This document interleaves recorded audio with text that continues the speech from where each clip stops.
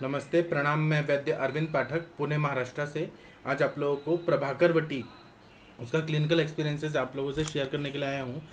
तो हम लोग ना जब भैषज रत्नावली नाम का जो ग्रंथ है वह देखते हैं तो उसमें हृदय जो है उसमें प्रभाकर वटी के बारे में बहुत अच्छे से बताया है। तो इसमें जो श्लोक है वो मैं पहले पढ़ूंगा, फिर जो कंटेंट्स है उसके बारे में हम लोग विस्तार से चर्चा करेंगे। प्रभाकर वटी के बारे में ऐसा श्लोक में बताया कि माक्षिकम लो अभ्रम च तुगाक्षिरी शिलाजतु श्रुत्वा खलोदरे पश्चात भावित पार्थ वारिणा गुंजोदय मिताम कुर्याद वटिम छाया विशोषिताम प्रभाकर वटिम से हम हृदरोगा निखिलांजयत। इसका मतलब यह है कि इसमें जो कंटेंट्स है वह एकदम ध्यान देने वाली बात है। तो स्वर्ण माक्षिक भस्म है, फिर लौह भस्म है, अभ्रक भस्म है, फिर वंशलोचन है, शिलाजित है। इन सब को एक एक तोला की मात्रा में लेना है, सम प्रमाण में ले लेना है। उसके बाद में क्या करना है कि अर्जुन का काढ़ा रहता है उसकी भावना दे देना है। वह अर्जुन की भावना देने से क्या होता है कि और ज़्यादा गुणकारी हो जाता है, और इसको फिर छाया में सुखा देना है। यह करने से ऐसा बताया गया है कि हर तरह के हृदय रोग के लिए बहुत अच्छा फायदा होता है। अब प्रभाकर वटी का दूसरे ग्रंथों में हम लोग जब देखते हैं तो उसमें भी यही चीज़ बताई कि स्वर्ण माक्षिक भस्म लेना है, लौह भस्म लेना है, अभ्रक भस्म लेना है, वंशलोचन का चूर्ण लेना है, शिलाजित लेना है। ये सभी को एक एक भाग ले लेना है, मतलब समान मात्रा में लेके फिर अर्जुन के छाल का काढ़ा बनाना है। और क्वाथ का इसमें खलबत्ते में डालकर और मिर्ब मर्दन करते रहना है, भावना संस्कार देते रहना है। और एक दिन तक करते करते फिर जब ये बन जाता है तो दो दो रत्ती की, मतलब 250 mgm की एक गोली बन जाती है, उसका ये प्रयोग करना है। अब यह जो है प्रभाकर वटी, ये एक एक गोली सुबह शाम देना है, शहद के साथ देना है, और ऊपर से गाय का दूध पिला देना है, और या फिर अर्जुन छाल का क्वाथ के साथ यह अनुपान के साथ देना है। इसी के साथ में आंवला का चूर्ण 1.5 माशा, मिश्री चूर्ण 1.5 माशा के साथ मिलाकर देने से उत्तम कार्य करता है। अब इसका उपयोग जो है वह प्रभाकर वटी क्या करता है कि यह कार्डियक मसल्स को स्ट्रेंथ देता है, बहुत ज़्यादा ताकत देता है। क्यों देता है? क्योंकि अर्जुन का छाल का भावना दिए, ऊपर से जो इसमें भस्म है स्वर्ण माक्षिक भस्म, स्वर्ण माक्षिक भस्म को हम देखेंगे तो वह उत्तम रक्त का प्रसादन करता है। ऐसा बताया गया है स्वर्ण माक्षिक भस्म के बारे में कि यह स्वादु तिक्त वृक्ष रसायन योगवाही रहता है। इसी तरह से यह शामक रहता है, मतलब दोषों का शमन करता है, शक्तिवर्धक रहता है, पित्त का शमन करता है, शीत वीर्यात्मक रहता है। स्वर्ण माक्षिक भस्म जो है वह स्तंभक है और रक्त का प्रसादन करता है, मतलब रक्ताणुओं को अच्छा बना देता है। तो इसीलिए ना जब हम हृदय द्रव्य देखते हैं तो उसमें रक्त का प्रसादन करने वाले द्रव्य पे ध्यान देना जरूरी है। तो रक्त का प्रसादन करने में स्वर्ण माक्षिक बहुत श्रेष्ठ द्रव्य है। तो यह क्या करता है कि रक्त धातु को बहुत मजबूत बनाता है, मतलब आरबीसी जो है ना उनको बहुत अच्छा बनाता है। फिर रक्ताणुओं को बहुत अच्छा बनाने के बाद रक्त धातु को ये बलवान बना देता है। रक्त धातु इतना बलवान हो जाता है कि, और इसको इसी चीज को रक्त का प्रसादन बोलते हैं, मतलब अच्छा रक्त धातु का निर्मित कर देता है। और दूसरा है कि यह जो है यह जो स्वर्ण माक्षिक भस्म है यह पित्तजन्य शिरशूल में भी काम करता है, हृदय रोग में भी काम करता है। हम लोग उसमें नहीं जाएंगे ज़्यादा स्वर्ण माक्षिक के डिटेल में, हम लोग प्रभाकर वटी में जाएंगे। प्रभाकर वटी में स्वर्ण माक्षिक भस्म है, अभ्रक भस्म है। तो अभ्रक भस्म जो रहता है वह हर सेल्स को जहाँ भी डीजेनरेटिव चेंजेस आ रहे हैं उनको यह ताकत दे देता है। और लौह भस्म है वो रक्ताणुओं को बढ़ा देता है। वंशलोचन है वात पित्त शामक है, पित्त का शमन करता है। शिलाजित है वो सर्वी धातुओं को ताकत देता है।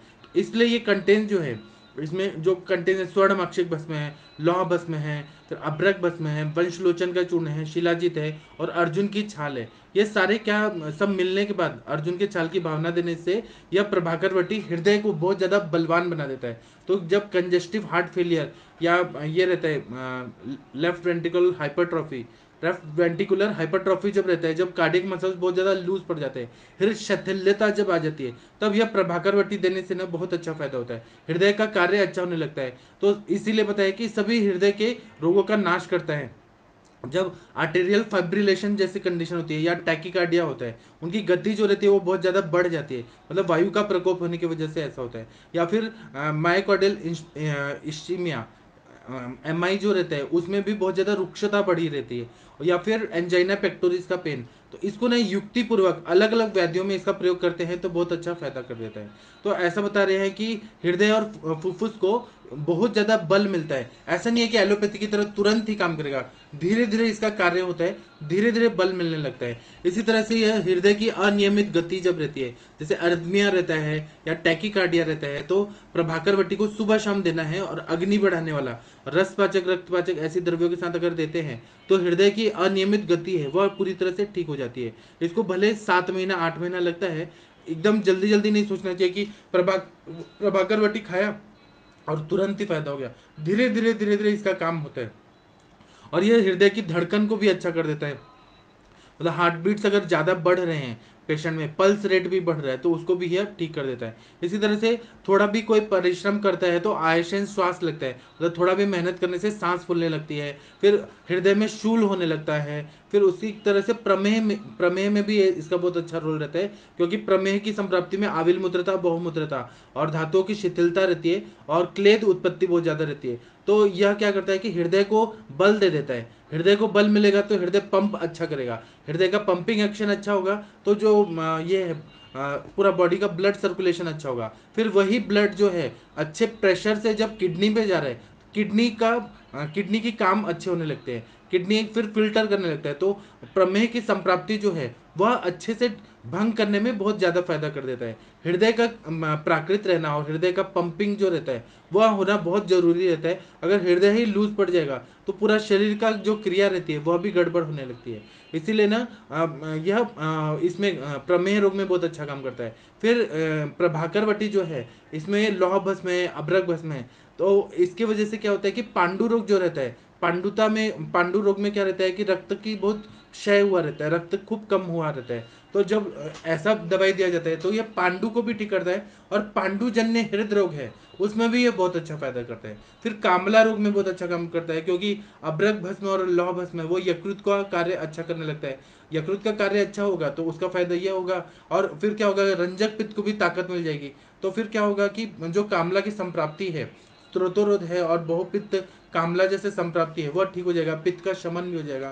तो इस तरह से स्वर्णमाक्षिक भस्म, और स्वर्णमाक्षिक भस्म पित्त का शमन करता है। अर्जुन कषाय रसात्मक है, तो मधुर तिक्त कषाय रसात्मक द्रव्य जो रहते हैं पित्त का शमन करते हैं। इसलिए कामला रोग में भी प्रभाकर वटी का बहुत अच्छा महत्व रहता है, बहुत अच्छा काम रहता है। इसी तरह से यही बीमारी अगर कामला पांडु आगे बढ़ जाती है तो हलीमक हो जाता है, जिसमें शरीर हरा हरा होने लगता है और मतलब पूरा बॉडी में ग्रीनीनेस ऐसा आने लगता है। उसमें भी हलीमक की भी संप्राप्ति को भंग करने के लिए प्रभाकर वटी का हम लोग हृदय में काम करते हैं। लेकिन हृदय का कार्य अच्छा होगा तो यकृत का कार्य अच्छा होगा, हृदय का कार्य अच्छा होगा तो वृक्कों का कार्य अच्छा होगा, हृदय का कार्य अच्छा होगा तो स्प्लीन का काम अच्छा होगा। मतलब हृदय से जितने भी अवयव कनेक्टेड है, क्योंकि हृदय ही पंप करता है पूरे बॉडी में, ब्लड का सर्कुलेशन हृदय की वजह से हो रहा है। हृदय मजबूत है तो सारी बीमारियां, सारे ऑर्गन्स को ताकत आ जाती है। इसलिए इसका प्रयोग हलीमक में भी होता है। इसी तरह से शोथजन्य, अगर पूरा बॉडी में स्वेलिंग है, अगर हृदय काम अच्छा से नहीं कर रहा है, जैसे कि for example left ventricular hypertrophy जब रहता है, वेंट्रिकल जो रहते हैं वो ज़्यादा ऐसे ये हो जाते हैं, शिथिल पड़ जाते हैं, तो वो हार्ट का पंपिंग अच्छे से नहीं हो पाता, तो पैरों में सूजन आने लगती है। तो लेफ्ट वेंट्रिकुलर हाइपरट्रॉफी में भी मतलब इसीलिए ना यह हृदय को बल दे देता है। हृदय का पूर्ववत अपना जो रहता है, जो मतलब शैथिल्यता रहती है उसको ठीक कर देता है ना, उसका प्रभाव यह पड़ता है कि शोथ पूरी तरह से ठीक हो जाता है। उसी तरह से यकृत वृद्धि जन्य रोग, अगर यकृत बढ़ा हुआ है, हिपेटोमेगैली है, तो वहां पर इन्फेक्शन है, इन्फेक्टेड हिपेटोमेगैली है, या फिर स्त्रोतोरजन्य संप्राप्त अच्छा कर देगा, हृदय को बल मिलेगा, तो हृदय का बल मिलेगा पूरा। और तो इसका इफेक्ट यह होगा कि रक्तवात स्त्रोतस अच्छा हो जाएगा, रक्तवात स्त्रोतस अच्छा होगा। जैसे कि अगर कहीं भी बाढ़ आई है तो हम लोग पानी छोड़ देते हैं, पानी छोड़ देते हैं तो पानी का सर्कुलेशन प्राकृत होने लगता है। उसी तरह से हार्ट का पंपिंग अगर हमने अच्छा कर दिया, मैं बाढ़ का पानी को निकालने के लिए सपोज कोई बहुत बड़ा मोटर लगा दिया जो पानी को खींच खींच के बाहर निकाल रहा है, जब पानी निकलने लगेगा तो फिर बाकी जितना भी सर्कुलेशन है पानी का वो अच्छा होने लगता है। इस तरह से हार्ट का पंपिंग अच्छा होगा ना, उसका फायदा ये होगा कि पूरे शरीर के अवयव अच्छे हो जाएंगे। अवयव अच्छे होंगे तो अपने आप यकृत का जो रक्त व स्रोत का मूल स्थान है वहां पर भी ब्लड का सर्कुलेशन होने लगेगा। ब्लड का सर्कुलेशन होगा तो वहां पे यकृत वृद्धि जो हुई है वहां पे जो स्त्रोतोरोध है वह भी खुल जाएगा, क्योंकि हार्ट पंप कर रहा है, पंप कर रहा है तो खींच रहा है, रक्त को खींच रहा है और सब जगह सर्कुलेट कर रहा है, तो यकृत अपने आप नॉर्मल हो जाएगा। यहाँ पर हार्ट को ताकत देना बहुत जरूरी है, इस तरह से कार्य होता है। अगर हम लोग सूक्ष्म रूप से देखें तो स्वर्णमाक्षिक भी यकृत का कार्य अच्छा करता है, लौह भस्म भी करता है, अभ्रक भस्म भी करता है, शिलाजित भी करता है, वो तो करता ही करता है, लेकिन मैं केवल पंपिंग के हिसाब से इसको ऐसा बताने का कोशिश कर रहा हूँ। इसी तरह से पार्श्व शूल अगर हो रहा है, छाती में दर्द हो रहा है, आगे और पीछे हो रहा है, हृदय शूल हो रहा है, एंजाइना पेक्टोरी जैसा पेन हो रहा है हृदय में कर्तनवत वेदना हो रही है, किसी ना किसी तरह से हार्ट में मतलब हार्ट में वेदना हो रही है, मतलब वायु का प्रकोप हुआ है, तो इसीलिए ये क्या करता है कि पंपिंग एक्शन अच्छा कर देगा, हार्ट को ताकत दे देगा, तो अपना हृदय शूल भी ठीक हो जाएगा। वायु जो है रुका हुआ है वह परिभ्रमण करने लगेगा, वायु प्राकृत अवस्था में जाएगा, तो हृदय शूल जैसे कंडीशन ठीक हो जाते हैं। इसी तरह से यह उत्तम पुष्टि कारक है, मतलब बहुत ज्यादा बृहण करता है, और क्योंकि शिलाजित है, अभ्रक है, लौह भस्म है, स्वर्णमाक्षिक है, तो यह रक्ताणुओं को अच्छा कर देता है। रक्ताणु अच्छा होगा, रक्तम जीवित स्थिति, रक्ताणु अच्छे होंगे, रक्त धातु अच्छा होगा, तो जीवन कार्य अपने आप होने लगेगा, तो इसलिए ना पुष्टि करने लगता है, नरिशमेंट अच्छा होता होने लगता है। फिर यह श्रेष्ठ रसायन बताए, मतलब अगर रक्त धातु अच्छा हो रहा है, और हृदय किसका मूल स्थान है, तो रस का स्थान है, हृदय अच्छा हो रहा है तो रस धातु, अब मूल स्थान अगर अच्छा है, जिस तरह से गंगोत्री जो है, गंगा नदी का गंगोत्री है, वहां से पानी अगर अच्छे से आएगा तो गंगा का पानी निर्मल ही रहता है। अगर गंगोत्री से ही पानी खराब आएगा तो वो पानी गंदा ही गंदा चलेगा। इसी तरह से हृदय जो मूल सन है रसव स्रोतस का, उसका कार्य प्राकृत होगा, तो वह क्या करेगा, अच्छा रस का प्रक्षेपण करेगा, उसका कार्य अच्छा हो रहा है, तो इसीलिए क्या होगा कि मूल स्थान जो है रस वाहिनी धमनियां और हृदय, वहां से रस अच्छा बनेगा, फिर रक्त अच्छा बनेगा, रक्त का पंपिंग एक्शन भी अच्छा हो रहा है, और सिरा मर्म भी है, तो इसलिए रक्त का भी होगा तो अच्छा। उसके बाद क्या होगा, रस रक्त मांस मेद अस्थि मज्जा शुक्र, सारे उत्तरोत्तर धातु उत्कृष्ट रूप से तैयार हो लेंगे, तो रसायन का कार्य अपने आप हो जाता है। इसी तरह से यह हृदय को बल देता है, हृदय और फुफ्फुस मतलब लंग्स को भी ताकत दे देता है, तो कॉर पल्मोनल जैसी बीमारियां होती हैं उसमें भी बहुत अच्छा यह काम करता है। इसका मेन कार्य है कि हृदय और फुफ्फुस की जो मांसपेशियां हैं, मतलब कार्डियक मसल्स, और लंग्स में जो इंटरकोस्टल मसल्स रहते हैं, या लंग्स के जो पैरेनकाइमल लेयर्स रहते हैं, उनको ये ताकत दे देता है, ये एल्वेलाइज को ताकत देता है, ब्रोंकियल्स को ताकत देता है, मतलब सेलुलर लेवल पे ये ताकत दे देता है, क्योंकि अब्रक भस्म में वो फुफ्फुस पे ही काम करता है, इसलिए और स्वर्णमाक्षी के रक्त का प्रसादन अच्छे से करता है, रक्त धातु अच्छा बनेगा, और रक्त फेन प्रभव ऐसा बताया कि रक्त के फेन से फुफ्फुस बना हुआ है, ऐसा बताया है। तो जब रक्त धातु अच्छा हो रहा है तो फुफ्फुस का भी सेल अच्छा बनेगा, फुफ्फुस का कार्य अच्छा होगा, फुफ्फुस को बल मिलेगा, तो हृदय और फुफ्फुस की मांसपेशियों को ताकत देता है। और फिर वात वाहिनी नाड़ियां जो रहती हैं, मतलब नर्व्स जो रहते हैं वहां पे प्लेक्सेस रहते हैं, उनको भी ताकत मिलता है। तो इससे क्या होता है कि हृदय की दुर्बलता जो रहती है वह पूरी तरह से ठीक हो जाती है। जब हृदय की दुर्बलता ठीक होगी तो मुखमंडल पे बहुत ज्यादा ओज और तेज आने लगेगा, आंखें जो रहती है वो ठीक होने लगती है। अगर यह नहीं होगा तो आंखें लाल लाल रहती हैं, फिर छाती में बहुत ज्यादा दर्द होने लगता है, राइट साइड में या लेफ्ट साइड में बहुत ज्यादा पेन होने लगता है। जब प्रभाकर वटी देते हैं तो हृदय शूल अपने आप ठीक होता है। आपके पास कोई भी पेशेंट आते हैं ना जो बोलते हैं कि हमें हर समय हार्ट में पेन हो रहा है, दर्द हो रहा है, तो उनको आप प्रभाकर वटी शुरू कर दीजिए, पेशेंट ना 15-20 दिन में ही आपको बोलेगा कि हाँ हमें बहुत अच्छा फायदा हो रहा है। इसी तरह से अगर मस्तिष्क में भ्रम है, चक्कर आ रहा है, नींद अच्छे से नहीं आ रही है, ब्लड सर्कुलेशन अच्छे से नहीं हो रहा है, सारी दुनिया ऐसे घूमती हुई नजर आ रही है, इस तरह से भ्रम वर्टाइगो हो रहा है, बहुत ज्यादा कमजोरी हो रही है, नींद नहीं आ रही है, तो ये सब में प्रभाकर वट्टी देने से बहुत अच्छा फायदा होता है, और हृदय बलवान हो जाता है, मस्तिष्क में जो भी शोभ हुआ है वह ठीक हो जाता है, और नींद अच्छी आने लगती है। प्रभाकर वटी का प्रयोग जो है यह हम लोग अलग अलग मतलब मेडिसिन के रूप में अलग अलग व्याधियों में भी करते हैं। जैसे कि किसी को ना हाई कोलेस्ट्रॉल बढ़ा हुआ है, मतलब कोलेस्ट्रॉल बढ़ा हुआ है, हाइपरलिपिडीमिया है, और एलडीएल बढ़ा हुआ है, और हृदय हो रहा है, तो उसमें हम लोग क्या करते हैं कि जैसे मेदो और गुगुल मेदोपाचक, फिर प्रभाकर वटी, ये सब देते हैं ना दवाइयाँ, तो बहुत अच्छा फायदा होता है। प्रभाकर वटी का एक तरह से हृदय का संरक्षक, इस तरह से इसका प्रयोग करना चाहिए। तो इसमें जो स्वर्णमाक्षिक भस्म है, स्वर्णमाक्षिक भस्म रक्त का प्रसादन करता है, शीत वीर्यात्मक रहता है, और फिर अभ्रक भस्म है वह नए सेल्स बनाता है, जहां पर भी डिजेनरेटिव चेंजेस हो रहे हैं उनको ये ताकत दे देता है अभ्रक भस्म। फुफ्फुस को भी ताकत देता है, हृदय को भी ताकत देता है। फिर उसके बाद में यह लौह भस्म है, लौह भस्म रक्ताणुओं को अच्छा देता है और शरीर को लोहे की तरह मजबूत कर देता है, पित्त का शमन कर देता है, इसलिए लौह, और इसमें हीमोग्लोबिन, हिम जो रहता है, हीमोग्लोबिन में हिम रहता है, वो कौन रहता है? वो लौह का ही भाग रहता है। हम उसको बाहर से दे रहे हैं तो अपने आप पांडुता ठीक हो जाएगी, शरीर अगर पांडु रोग है तो वह ठीक हो जाएगा, और रक्त का प्रसादन होगा। रक्त का प्रसादन होगा तो हृदय को अच्छा रक्त मिलेगा, मस्तिष्क को अच्छा मिलेगा, किडनीज को अच्छा मिलेगा, यकृत को अच्छा मिलेगा, स्प्लीन को अच्छा मिलेगा, पूरे जेनेटल ऑर्गन्स को मिलेगा, हर पूरे शरीर में सभी तरह सारे ऑर्गन्स को, सारे सिस्टम्स को अच्छा रक्त मिलेगा।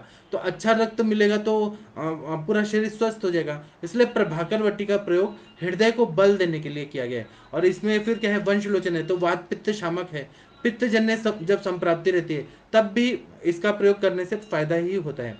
रक्त पित्त और हृदय हृदय रोग है तो उसमें भी ये फायदा ही करेगा, क्योंकि वंशलोचन है। इसमें कोई भी द्रव्य ऐसे नहीं है जो उष्ण रहे या फिर शरीर को तकलीफ दे। फिर उसके बाद में शिलाजित डाला है तो शिलाजित तो क्लेद को दूर कर देता है, इसलिए प्रमेह में इसका प्रयोग, प्रभाकर वटी का प्रयोग करने से फायदा होता है। क्लेद को दूर करता है, अग्नि को बल दे देता है, सारे धातुओं को बल दे देता है, इसलिए शिलाजित डाला है। और अर्जुन का छाल जो है वो कषाय रसात्मक रहता है और हृदय को बल देने के लिए उसका मेन कार्य ही है कि हृदय को बल देना है। इसलिए प्रभाकर वटी का प्रयोग एक गोली जो रहती है वो 250 mgm की रहती है, इसका प्रयोग करने से बहुत अच्छा फायदा होता है। आप लोग भी इसका प्रैक्टिस में प्रयोग करिए। हमारे गुरुजी ने बताया कि हृदय रोग के जब भी पेशेंट आते हैं तो नागार्जुनाम्र रस, प्रभाकर वटी और नागार्जुनाम्र रस, प्रभाकर वटी और हृदयार्णव रस, ये तीनों दवाइयाँ बहुत अच्छा काम करते हैं। तीनों को साथ में भी दे सकते हैं या अलग अलग भी दे सकते हैं। प्रभाकर वटी का प्रयोग अकेले भी करने से बहुत अच्छा फायदा करता है, हृदय को तो बहुत ज़्यादा बल दे देता है। तो हृदय दौर्बल्यता रहे, हृदय व्यास रहे, मतलब जिसमें कार्डियोमेगैली रहता है उसमें भी कार्डियक मसल्स जो रहते हैं वो बहुत ज़्यादा डायलेटेड हो जाते हैं और पूरा हृदय जो रहता है बलून की तरह से फूल जाता है, कार्डियोमेगैली होता है, तो उसमें भी प्रभाकर वटी का प्रयोग करने से बहुत अच्छा फायदा होता है। इसी तरह से अर्धमिया जो रहती है वहाँ पर भी वायु का प्रकोप हुआ रहता है, कार्डियक मसल्स का रिदम गड़बड़ हुआ रहता है, तो इसीलिए वहां पर भी वायु का शमन करने के लिए हमें ना स्ट्रांग हृदय दवाई देने पड़ते हैं, तो वह प्रभाकर वटी, क्योंकि इसमें अर्जुन का चाल है, फिर उसके बाद में स्वर्णमाक्षिक है, फिर लौह भस्म है, अभ्रक भस्म है, वंशलोचन है, शिलाजित है, तो इसका फायदा जरूर होता है कि टैकीकार्डिया, ब्रेडिकार्डिया या ठीक हो जाता है। तो हम लोग रस पाचक के साथ इसका प्रयोग करेंगे तो बहुत अच्छा फायदा होगा। इसी तरह से जब सांस फूलने लगती है, हृदय का काम ठीक से नहीं हो पाता, हृदय कमजोर हो जाता है या कंजेस्टिव हार्ट फेलियर की तरफ पेशेंट जा रहे हैं, हृदय का ये जो रहता है इजेक्शन फ्रैक्शन वह कम होने लगता है किसी ना किसी वजह से, तो प्रभाकर वटी का प्रयोग करेंगे ना तो इजेक्शन फ्रैक्शन जो रहता है वह अच्छा सुधर जाता है, वह अच्छा कार्य करने लगता है, तो हृदय को बहुत अच्छा फायदा होता है। इसका मैक्सिमम 9 महीना, 1.5 साल, 3.5 साल इस तरह से हम कंटिन्यू चलाते हैं। तो कोई, क्योंकि पारागंधक है नहीं तो इसका उतना साइड इफेक्ट नहीं होता रसकल्प ना होने की वजह से। बस ये ध्यान देना चाहिए कि प्रभाकर वटी जब दे रहे हैं तो रुक्षता ज्यादा ना बढ़े, क्योंकि सारे द्रव्य जो है वो रुक्ष हैं सारा, तो इसलिए ना थोड़ा थोड़ा घृत का सेवन कराएंगे तो रुक्षता शरीर में नहीं बढ़ेगी और फिर शरीर अच्छा रहेगा, मेंटेन रहेगा और अच्छा काम कर देता है। तो ये हृदय टॉनिक, हृदय को ताकत देने वाला इस तरह का मेडिसिन के रूप में प्रभाकर वटी को जाना जाता है। अभी मैं आप लोगों को ना नमस्ते प्रणाम कर देता हूँ। मैं अभी का लेक्चर थोड़ा शॉर्ट में लिया, क्यों लिया, क्योंकि अभी इंटरेक्टिव सेशन है और मेरे कुछ पेशेंट बैठे हुए हैं। मैं प्रभाकर वटी बाद में और पढ़ाऊंगा जब मेरे को टाइम मिलेगा तो। डॉक्टर गीता कदम जी नमस्ते प्रणाम आपको। डॉक्टर सुषमा जी नमस्ते प्रणाम आपको। डॉक्टर अंकित जी नमस्ते प्रणाम आपको। डॉक्टर माधुरी यादव जी नमस्ते प्रणाम आपको। डॉक्टर रितिका जी नमस्ते प्रणाम आपको। डॉक्टर प्रियंका जी नमस्ते प्रणाम आपको। डॉक्टर विकास विश्वकर्मा जी नमस्ते प्रणाम आपको। डॉक्टर रजनीश शर्मा जी नमस्ते प्रणाम आपको। डॉक्टर वरुण कुमार जी नमस्ते प्रणाम आपको। डॉक्टर राजकुमार जी नमस्ते प्रणाम आपको। डॉक्टर सविता जी नमस्ते प्रणाम आपको। डॉक्टर मिनल गिरी जी नमस्ते प्रणाम आपको। डॉक्टर नंद किशोर शर्मा जी नमस्ते प्रणाम आपको। गणेश जी पूछ रहे हैं कि तुगाक्षर यानी वंशलोचन में क्या डिफरेंस है। मैं आपको बता दूंगा, या अभी मेरे को टाइम नहीं है, मुझे जाना है, मैं आपको बाद में बता देता हूँ। डॉक्टर नौटियाल जी नमस्ते प्रणाम आपको। डॉक्टर गंगवार सर नमस्ते प्रणाम आपको। डॉक्टर राजीव रवि प्रताप सिंह जी नमस्ते प्रणाम आपको। डॉक्टर तेजवन जी नमस्ते प्रणाम आपको। नंद किशोर शर्मा जी, इसका मात्रा एक एक गोली सुबह शाम रहता है, एक गोली 250 mgm 2 रत्ती की रहती है। डॉक्टर तेजवन जी बोल रहे हैं कि ब्लड क्लॉटिंग में वर्क करेगा क्या। ब्लड क्लॉटिंग में वर्क करता है ना, इसका कषाय साथ में कहता है, क्लॉटिंग फैक्टर को अच्छा कर देता है, हृदय में हृदय को बल दे देता है कषाय रस से, तो ब्लड ब्लड के, अब इसका कार्य ही है कि ब्लड को मजबूत करना है, क्लॉटिंग फैक्टर अच्छा कर देता है, ब्लड क्लॉटिंग में अच्छा काम करता है। अगर ब्लड क्लॉट होके जमा हो रहा है और वहां पे ये अगर कोरोनरी आर्टरी ब्लॉकेज है तब ये कार्य नहीं करेगा। अगर क्लॉटिंग फैक्टर वीक है तब ये काम करेगा, मतलब ये क्लॉट करवाने में, क्लॉट क्लॉटिंग मैं गड़बड़ा रहा हूँ, अगर ब्लीडिंग डिसऑर्डर्स है उसमें प्रभाकर वटी काम करेगा, ब्लीडिंग डिसऑर्डर्स में। लेकिन ब्लड क्लॉट हो गया बार बार जगह जगह, तो उसमें रस पाचक रक्त पाचक ही काम करेगा। इसको ध्यान में रखिए, रक्त मोक्षण विरेचन रस पाचक रक्त पाचक काम करेगा। डॉक्टर राकेश जी नमस्ते प्रणाम आपको। डॉक्टर स्नेहा जी नमस्ते प्रणाम आपको। डॉक्टर प्रदीप जी नमस्ते प्रणाम आपको। डॉक्टर ओम प्रकाश तिवारी जी, आपने अभी लिंक मिला तो ओपन किया, आप मेरा लेक्चर बाद में देख लीजिएगा। डॉक्टर गगन जी बोल रहे हैं कि चेस्ट में भारीपन जो आजकल कोविड पेशेंट में हो उसमें देना चाहिए, जरूर देना चाहिए, बहुत अच्छा फायदा होगा। डॉक्टर वर्षा जी नमस्ते प्रणाम आपको। डॉक्टर राहुल कपूर जी नमस्ते प्रणाम आपको। डॉक्टर मुकेश जी बोल रहे हैं कि सिंपल लीवर सिस्ट में भी दे सकते हैं। लीवर सिस्ट में क्या काम करेगा, सिस्ट में क्या काम करेगा, ये हृदय की दवाई है और हृदय को बल दे रहे, तो यहाँ का दवाई वहाँ क्यों देंगे, और क्या आपके दिमाग में क्या है मुकेश कुमार जी, सिस्ट में लीवर सिस्ट का क्या इसमें है, लीवर सिस्ट में तो लेखन करने वाली द्रव्य चाहिए ना। डॉक्टर दशरथ जी नमस्ते प्रणाम आपको। डॉक्टर अजय मौर्य जी नमस्ते प्रणाम आपको। डॉक्टर सपना जी नमस्ते प्रणाम आपको। डॉक्टर राहुल कपूर जी बोल रहे हैं कि क्या ये हाइपरटेंशन में दे सकते हैं सर्पगंधा वटी और गिलोयगन साथ में, अगर पेशेंट स्वर्ण युक्त ना अफोर्ड कर सके। ये हृदय को बल देता है, उसके साथ में आप जो कॉम्बिनेशन देंगे वह दीजिए, लेकिन ये हृदय को बल देता है। आप अपना डिसाइड करके बताइए, मुझे भी बताइए क्या फ़ायदा हो रहा है। डॉक्टर रेणु जी नमस्ते प्रणाम आपको। डॉक्टर स्वर्णा जी नमस्ते प्रणाम आपको। डॉक्टर आरती जी नमस्ते प्रणाम आपको। डॉक्टर विद्या जी नमस्ते प्रणाम आपको।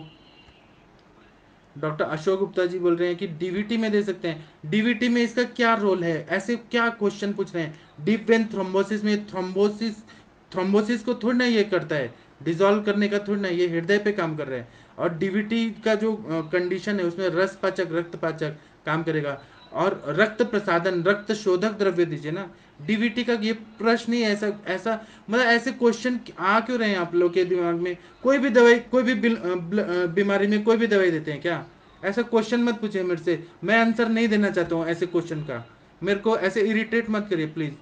डॉक्टर दिव्या अग्रवाल जी बोल रहे हैं कि फीवर के बाद भ्रम में दे सकते हैं, हाँ दे सकते हैं। यह भ्रम में क्या करता है कि हृदय का कार्य अच्छा कर रहा है, हृदय पे बल दे रहा है, हृदय अच्छा रहेगा तो ब्लड सर्कुलेशन अच्छा होगा। तो अगर भ्रम आया है कमजोरी की वजह से, ब्लड सर्कुलेशन अच्छा से नहीं हो रहा है, तब ये काम करेगा।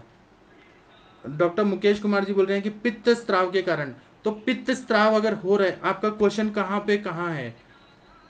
क्वेश्चन भी पूछते हैं तो ऐसा क्वेश्चन पूछते हैं ना कि डीवीटी में काम करेगा क्या, ब्लड क्लॉटिंग में काम करेगा, ये क्या क्वेश्चन है। आप लोग क्या डॉक्टरी पढ़ के नहीं आए क्या, उल्टा पुल्टा क्वेश्चन क्यों पूछते हैं। और पूछना है तो मुझसे मत पूछिए क्वेश्चन, ऐसे क्वेश्चन पूछ रहे हैं जो जैसे छोटे नर्सरी के बच्चे हैं, जानबूझ के ऐसे परेशान करने के लिए क्वेश्चन मत पूछिए। डॉक्टर मुकेश कुमार जी, मुझे आपका प्रश्न एक जगह से समझ नहीं आ रहा है, ऊपर कुछ और लिखा है नीचे कुछ और लिखा है। डॉक्टर दीप्ति जी पूछ रहे हैं कि what is role of vanshlochan increasing ejection factor. इसका इजेक्शन फैक्टर में नहीं हो रहा है, इसका वंशलोचन वात पित्त शामक है, यह ध्यान में रखिए। और दूसरा इसमें अभ्रक भस्म है, शिलाजित है, यह कॉम्बि और इसमें अर्जुन छाल का भावना दिया हुआ है। ये सारा कॉम्बिनेशन से क्या होगा कि कार्डियक कषाय रसात्मक है, तो ये सारे बल देने वाले, हृदय को बल देने वाले दवाइयां हैं। जब ये सारे बल्य दवाइयां, हृदय के लिए बल्य दवाइयां जब डाला जा रहा है, तो वह कार्डियक मसल्स को ताकत देगा, कार्डियक मसल्स को स्ट्रेंथ आएगा, तो इजेक्शन फैक्टर और बढ़ जाएगा। यह इस तरह से सोचिए, वंशलोचन जो है ना वो वात और पित्तात्मक संप्राप्ति को कम कर देता है, और वंशलोचन भी जो है वो हृदय, मतलब हृदय को बल देता है। इस तरह से इसका प्रयोग किया गया है। अगर हम लोग अगर ये देखेंगे कि रक्तवस स्रोतस का, सॉरी रसवस स्रोतस का मूल स्थान हृदय है, और ब्लड सर्कुलेशन कहाँ हो रहा है, हृदय में हो रहा है, तो वहां पर हमें पित्त को कंसिडर करना ही पड़ेगा। रक्त और पित्त का आशय आशय संबंध है, तो वंशलोचन जो है ना पित्त का शमन करता है वहां पे, और ये सारे मेडिसिन को बल देता है। तो फिर ना इजेक्शन फैक्टर अच्छा होता है। मैंने अपने प्रैक्टिस में देखा है कि प्रभाकर वटी देने से, दो दो गोली सुबह शाम देने से पेशेंट का इजेक्शन फैक्टर अच्छा ही हो जाता है। डॉक्टर मुकेश जी प्रणाम बोल रहे हैं। डॉक्टर विजू जी का क्वेश्चन है कि हृदय के ओजशय में दे सकते हैं क्या। हृदय के ओजशय में भी दे सकते हैं, लेकिन ओजशय का मेन कारण होता है शुक्रशय। शुक्र क्षय होता है या चिंत्यादि चिंतन रसव स्रोत की दृष्टि होती है, तब ओज क्षय होता है। तो उसमें हम लोग को इसका रस पाचक रक्त पाचक रस पे काम करने वाली दवाइयां देनी है। हृदय में अगर ओजशय है तो शुक्र को अच्छा करने वाली दवाइयां देनी है। और अगर हृदय में ओजशय है तो हमें ऐसा, और ओज जो रहता है वो शुक्र के आगे का धातु है, प्रसाद भाग का धातु है, तो शुक्र को अच्छा करना है। दूसरा ये बात याद रखना है कि हृदय दौर्बल्यता वगैरह, अब ओजशय किसमें को होता है, तो प्रमेह रोग में भी ओजशय हो रहा है, पांडु रोग में भी ओजशय हो रहा है। तो पांडु रोग में ओजशय हो रहा है तो वहां पर भी रक्त की दृष्टि हो रही है। प्रमेह रोग में भी ओज का क्षय ऐसा बताया गया है, तो वहां पर भी जलीय जलीय क्लेद क्लेद बहुत ज्यादा जमा हो गया है। तो वैसे सारे कंडीशन तो ये कवर करता ही है ना। प्रमेह रोग में बताया ही है कि प्रभाकरवटी काम कर ही रहा है क्योंकि शिलाजित है, क्लेद को दूर कर रहा है और प्रमेह की संप्राप्ति को भंग करने में सहायता कर रहा है। उसी तरह से पांडु रोग में भी ये बोला है, यह ओजशय में काम करता ही करता है। बहुत अच्छा प्रश्न पूछा आपने doctor Mukesh Kumar ji, thank you. आपका प्रश्न समझ नहीं आया तब भी थैंक यू बोल रहे हैं आप, thank you. Doctor Kusum Pandey ji नमस्ते, thank you. Doctor Brajesh Mishra ji बोल रहे हैं कि लंग फाइब्रोसिस की ट्रीटमेंट पेशेंट को पोस्ट कोविड है। मैं अभी प्रभाकर वटी बता रहा हूँ, कोई भी कहीं का भी क्वेश्चन कोई में भी मत पूछिए। डॉक्टर रेखा जी नमस्ते, प्रणाम आपको। डॉक्टर रेखा मेहता जी बोल रहे हैं कि सर हाई डायस्टोलिक में दे सकते हैं क्या? हाँ दे सकते हैं, इसका फायदा जरूर होता है। हाई अगर डायस्टोलिक जो ये बढ़ रहा है वैल्यू ज़्यादा बढ़ रहा है ना, तो सिस्टोलिक डायस्टोलिक को बैलेंस करने के लिए इसका प्रयोग किया जाता है। और भी दवाइयां हैं जो मतलब बीपी को कंट्रोल करती हैं, तो जैसे मुक्तावटी है, सर्पगंधावटी, जैसे ऊपर डॉक्टर राहुल कपूर जी ने बताया सर्पगंधावटी अच्छा काम करती है। फिर इसी तरह से प्रभाकरवटी के साथ हृदयार्णव रस भी अच्छा काम करता है। डॉक्टर नौ, हाँ तो ये आप दीजिए अर्जुना रिस्ट के साथ, डायस्टोलिक में अच्छा काम करेगा। डॉक्टर रहमान जी बोल रहे हैं कि which doses are acted upon by Prabhakar Vati. Doses मैंने बता दिया, एक एक गोली सुबह शाम, पेशेंट टू पेशेंट डोजेज कम ज़्यादा कर सकते हैं। डॉक्टर हिमांशु गुप्ता जी नमस्ते बोल रहे हैं, मैं अपना नंबर देता हूँ। कृपया प्लीज़ आप लोग जब भी आते हैं ना यहाँ पर, तो थोड़ा दिमाग और सेंस को यूज़ करके आया करिए। डीवीटी में प्रभाकरवटी का क्या रोल रहता है आप खुद बताइए। ब्लड क्लॉटिंग अगर हो रहा है तो उसमें प्रभाकरवटी का क्या रोल रहता है, थोड़ा रस वीर्य विपाक पढ़िए, समझिए और तब प्रश्न पूछिए। ऐसा मत क्वेश्चन पूछिए कि इरिटेट हो जाए। डॉक्टर रेखा मेहता जी नमस्ते, प्रणाम आपको। बीमारी कुछ और है और कहीं भी इसको यूज करना है, और फिर ऐसे ही आप लोग पेशेंट लोग को भी देते होंगे कि हार्ट का बीमारी है, एक डीवीटी में भी दे दो प्रभाकर वटी, इसमें भी दे दो, या फिर पेशेंट ठीक नहीं होते हैं, फिर बोलते हैं आयुर्वेद से तो फायदा नहीं होता, आपने यूज ही नहीं किया उसको सही से। मैंने अपना नंबर दे दिया है ज्योतिपाल जी, लेकिन कृपया उल्टा पुल्टा क्वेश्चन मत लाइए। और अगर क्वेश्चन आ रहा है तो किताब पढ़िए, खोलिए और समझिए। अगर नहीं समझ आ रहा है तब क्वेश्चन पूछिए। डीवीटी में प्रभाकरवटी का रोल नहीं रहता है। अगर आप थ्रोम्बोसिस को ठीक करना चाहते हैं तो डीवीटी में, अगर हृदय पे काम करना है तब प्रभाकरवटी का काम होता है।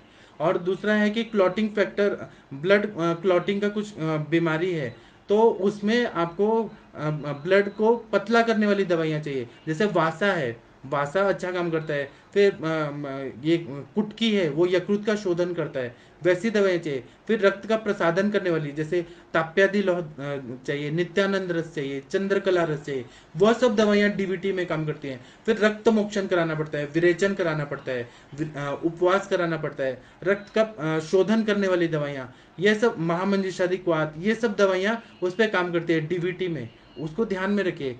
कोई भी क्वेश्चन कहीं भी मत पूछिए कृपया। मैं अभी का लेक्चर बंद करता हूँ, सभी लोग 8:30 बजे मिलिए तो फिर अच्छा रहेगा। प्रणाम, नमस्ते।